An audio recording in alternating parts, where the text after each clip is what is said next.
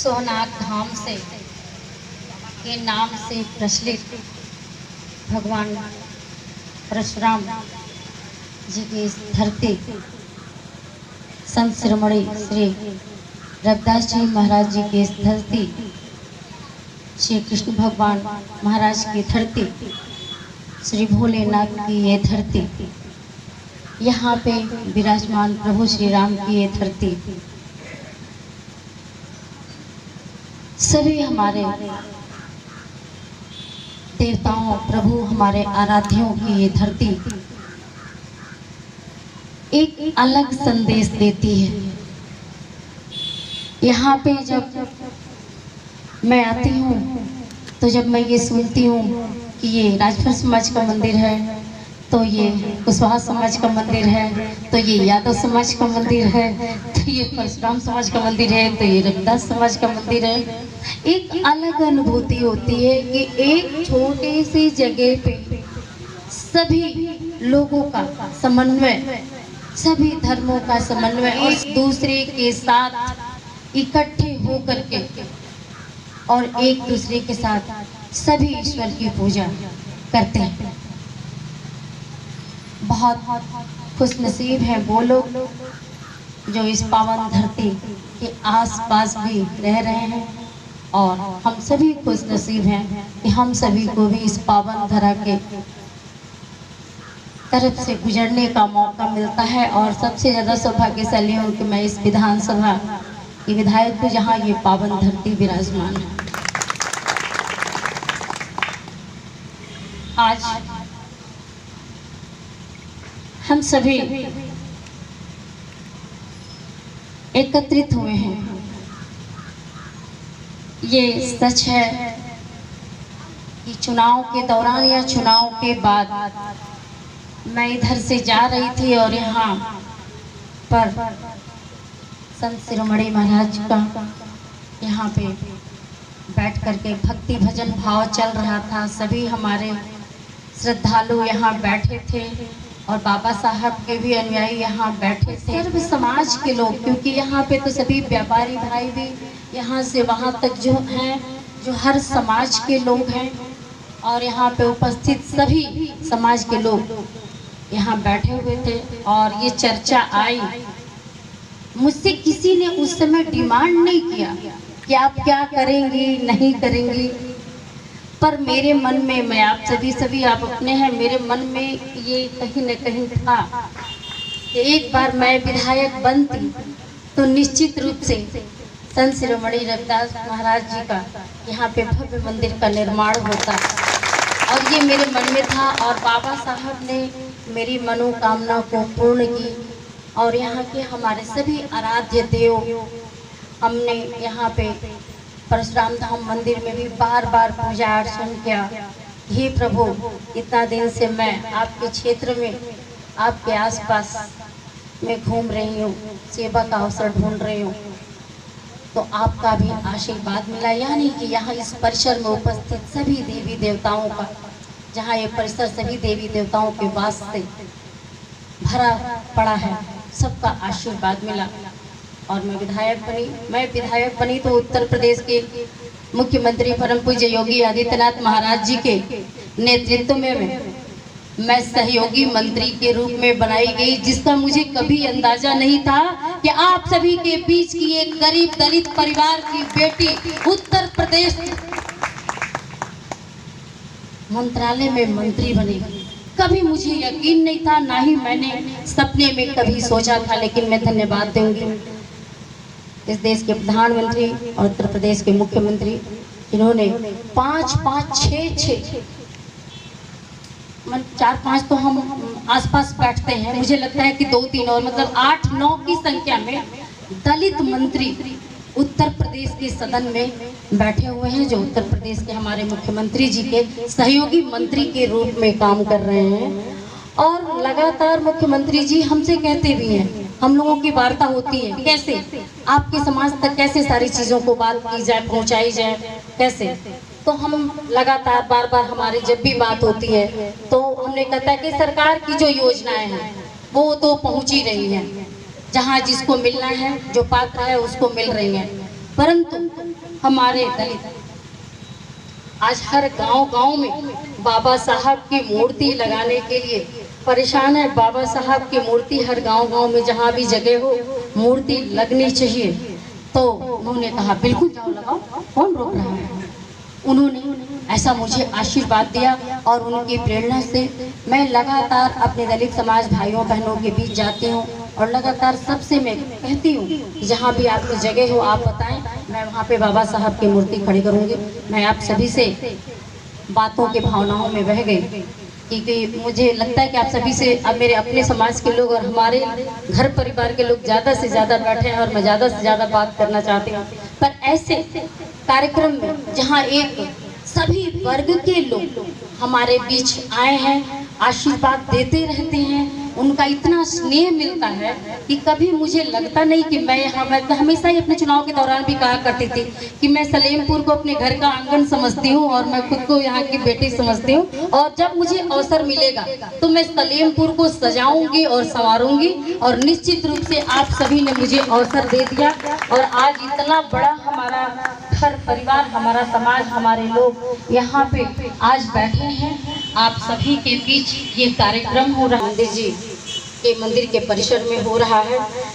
इस कार्यक्रम में हम सभी के संत शिरोमणि महाराज जी के महंत श्री संत भगवान शास्त्री जी हम सभी के बीच उपस्थित हैं और भारतीय जनता पार्टी के हमारे अध्यक्ष जो अभय सिंह जी हैं जो पूरी पार्टी के साथ अपने पदाधिकारियों के साथ यहाँ उपस्थित हैं और हमारे साथ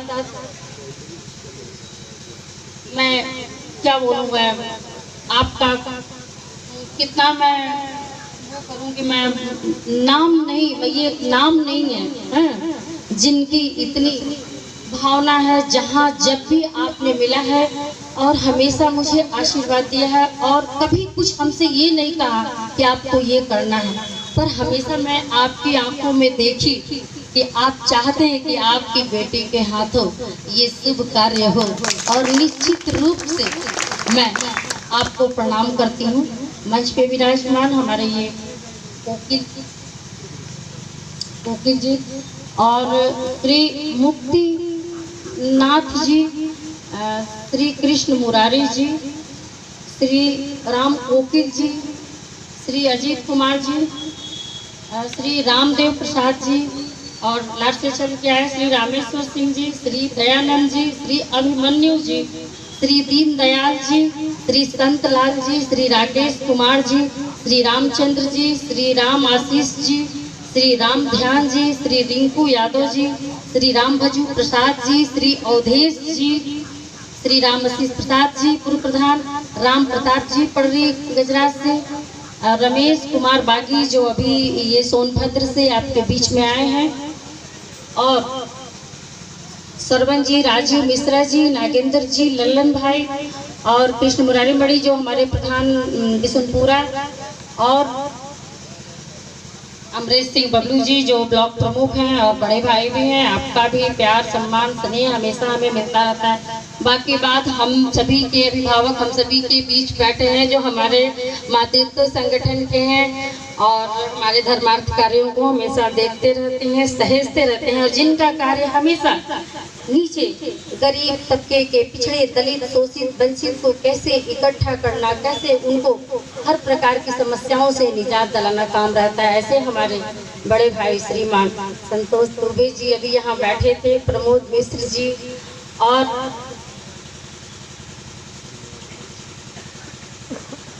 पता नहीं मैं ढेर सारे नाम मैंने क्या कितने मुझे याद नहीं आ रहा। इतने सारे सभी हमारे बड़े भाई जो मंच पे विराजमान हैं, आप सभी को प्रणाम करते हुए यहाँ पे उपस्थित ढेर सारी संख्या में हमारी माताएं बहनें बैठी हैं जो आपका स्नेह प्यार एक एक लोग ने मुझे आशीर्वाद दिया। और यहाँ पे निश्चित रूप से मैं नहीं आई थी, उसके पहले जो है हमारे संत शिरोमणि महाराज जी के उसमें भजन भी हुआ होगा, पक्का है वो भी हुआ होगा। आप यहाँ पे गाए हुए हमारे सभी गायक महाराज जी लोग, सामने उपस्थित हमारे सभी व्यापारी भाई, सामने उपस्थित हमारे सभी सलेमपुर से आए हुए सलेमपुर के कोने कोने से चल के आए हुए सभी प्रधानगण, अभी सामने प्रमोद सिंह दिख रहे थे, अन्नू सिंह बछौर दिख रहे थे, सभी लोग इधर उधर जा करके बैठ गए हैं। अभी अवधेश यादव जी दिख रहे हैं, मुन्ना सिंह जी चूड़िया दिख रहे हैं और वर्मा जी दिख रहे हैं मुझे वहाँ। सभी लोग, आप सभी का मैं नाम जानती हूँ। आप सभी, पिंटू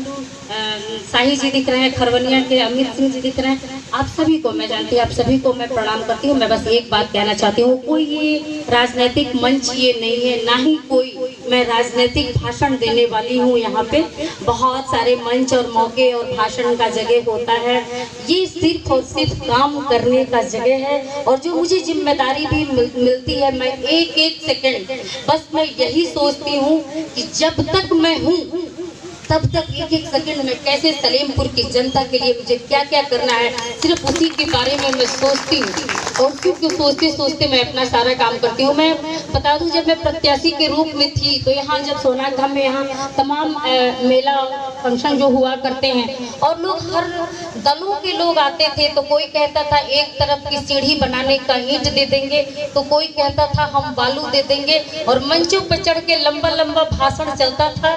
और फिर जब भाषण खत्म हो जाता था तो सब लोग चले जाते थे और न कोई ईंट देने आता था, न कोई बालू देने आता था। फिर एक साल के बाद फिर वही कहानी। और निरंतर मैं भी इधर 15-17 सालों से राजनीति कर रही हूँ, लगातार मैं ये बात देखती रहती हूँ कि यही होता था। और उसके बाद जैसे ही मैं आप सभी से बताऊं कि मैं विधायक बनी और मंत्री बनी, और ये सोनाग धाम का जो ये पोखरे का सौंदर्यीकरण का है, जो 5 करोड़ 5.5 करोड़ 6 करोड़ तक का ये सौंदर्यीकरण का पैसा पास हुआ और ये पोखरे का सौंदर्यीकरण हुआ। इसमें और भी पैसा आना है और भी आएगा, इसके लिए मैं आगे भी लिख रखी हूँ, ये मैं आप लोगों से बताना चाहती हूँ। और यहाँ पे आपका सलेमपुर में ब्लॉक जो है, देश जब से आजाद हुआ और ये ब्लॉक जब से चल रहा होगा, तब से कचहरी के जमीन में एक कमरे में ब्लॉक चल रहा था। और मुझे देख के बहुत बुरा लगता था। मुझे लगता था कि ये ब्लॉक के लिए कोई अपना जगह होना चाहिए बड़ा, जैसे अन्य जगहों पे ब्लॉक है, वैसे हमारे सलमा में भी ब्लॉक होना चाहिए। तो मैं धन्यवाद दूंगी यहाँ के वो लेखपाल हैं रिंकू यादव और अमित सिंह जी, अजीत सिंह जी, इन लोगों ने जमीन वमीन, और अवधेश यादव जी, काफ़ी उन लोगों ने, सब लोगों ने मिल करके इतना प्रयास किया। आप बैठे हैं, आप सब लोग मिलके इतना प्रयास किया, और इस जमीन काफ़ी संकट में थी मुझे लग रहा है, और उन संकटों से उस जमीन को निजात दिलाया। और उसके बाद आज वो जमीन मिल गई। जमीन पर जब जमीन मिल गई, उसके बाद मैंने कहा कि जैसा काशी में ब्लॉक बना है उसी का हम लोग नकल उतारते हैं अपने एक्सपीरियंस से। मैंने कहा कि भाई सेवापुरी जैसा ब्लॉक बनना चाहिए। और जो है जमीन थोड़ी आड़ी तिरछी जरूर है, क्योंकि भाई जो जमीन जैसे मिलेगी वही मुझे भवन बनाना है। तो थोड़ा बढ़िया आप एस्टीमेट बनाइएगा। बहुत बढ़िया उन्होंने एस्टीमेट बनाया है। मुझे लग रहा है कि कम से कम 7 करोड़ तक की लागत से आपका यहाँ पे ब्लॉक स्वीकृत होने वाला है। और आपका इसी सोनाग धाम में ही वो सलेमपुर का ब्लॉक यही बनने वाला है। और निश्चित रूप से इस ब्लॉक से आप सभी का यहाँ पे सोनाग धाम के आसपास के क्षेत्र का बहुत ज़्यादा विकास होगा।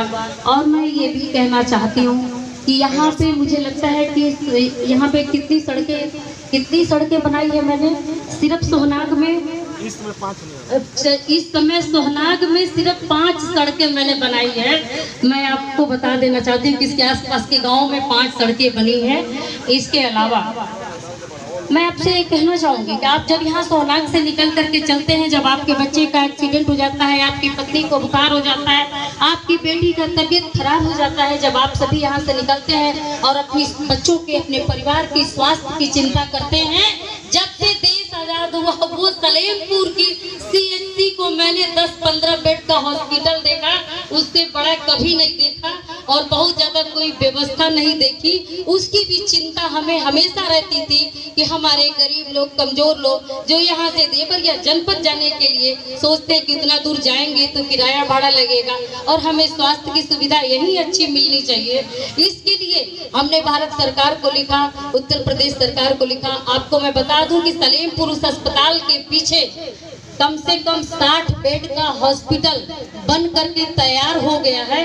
बहुत जल्द उसका लोकार्पण होने वाला है और डिजिटल एक्सरे मशीन उसके अंदर लग गई है और मैं ऑक्सीजन का प्लांट भी लगाने वाली हूँ। वहाँ पे आरओ का पानी भी लगेगा और आगे जो अस्पताल है वो अस्पताल का भी मरम्मत होकर के सौंदर्यीकरण होगा। तो कम से कम 70-80 बेड का अस्पताल होगा।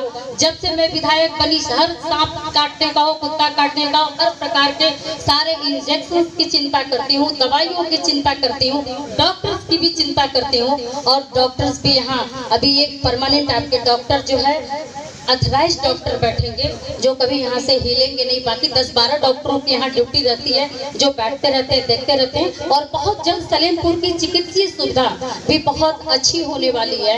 मैं आप सभी से बता देना चाहती हूँ कि पता नहीं आप लोग जाते हैं कि नहीं जाते हैं, भागलपुर पिंडी की एक सड़क थी, ऐसी वो खराब सड़क, उसकी दुर्दशा इतनी ज्यादा थी कि उधर इतने बड़े बड़े गड्ढे थे। अगर कोई व्यक्ति मोटरसाइकिल से या साइकिल से जा रहा हो, अगर गिर गया तो समझ लीजिए कि रीढ़ की हड्डी में चोट लग जाता था, न्यूरो का प्रॉब्लम हो जाता था। और जब से मैं जीती सब लोग कहते थे कि अब तो बहुत लोग के देखले बनी जा, अब आप ही से उम्मीद बा और आप एक बना पाए पाओ। हमको भी ये लगता था कि इतनी आस भरी नजरों की उम्मीद मैं कब पूरी करूंगी और लगातार मुख्यमंत्री जी से आग्रह कर करके वो सड़क आज बन रही है। 5 मिनट लगेगा आपको पिंडी से भागलपुर जाने में। और मैं आपको बता दूं कि पीपरा सेम कंडीशन, पीपरालार से पिंडी और डुमरी खरवनिया तक की थी, वो भी सड़क आज FDR तकनीकी से, नई टेक्नोलॉजी से बन करके तैयार हो गई है। ऐसी बड़ी बड़ी सड़कें जो सलेमपुर से चेरो है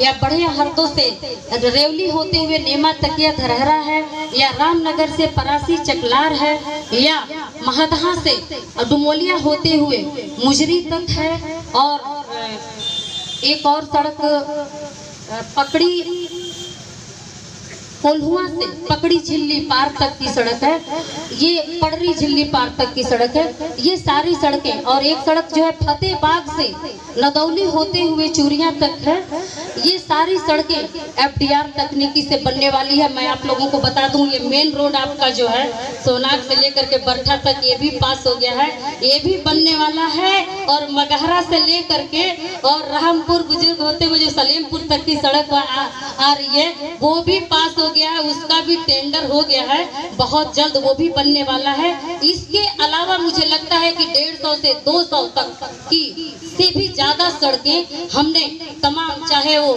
मंडी समिति से हो या गन्ना से हो या सिंचाई से हो, तमाम, या पूर्वांचल से हो या त्वरित से हो, तमाम विभागों के माध्यम से लगातार में लग करके, या नाबार्ड से हो या PWD से हो, मैं लगातार सभी विभागों से जोड़ के सारी सड़कों को बनवा रही हूँ, मरम्मत करवा रही हूँ। और आगे आप सभी को मैं और बताना चाहती हूँ, एक श्रमिकों के लिए आवासीय अनावासीय विद्यालय जो समाज कल्याण विभाग से बनता है, जिसमें गरीब के बच्चे हॉस्टल में बैठते हैं, जिनके पढ़ने की अच्छी व्यवस्था उसमें होती है, रुकने की व्यवस्था होती है और सारी व्यवस्थाएं उसमें लैस होती है। ये विद्यालय के लिए भी हमने दे रखा है। बहुत जल्द वो विद्यालय के बीच बनने वाला है और उसके लिए राउत पर रघेन में जमीन मिल गई है। थोड़ी जमीन की ही संकट जो है जगह जगह आ जा रही है, वो भी जल्द से जल्द कंफर्म हो जाएगा।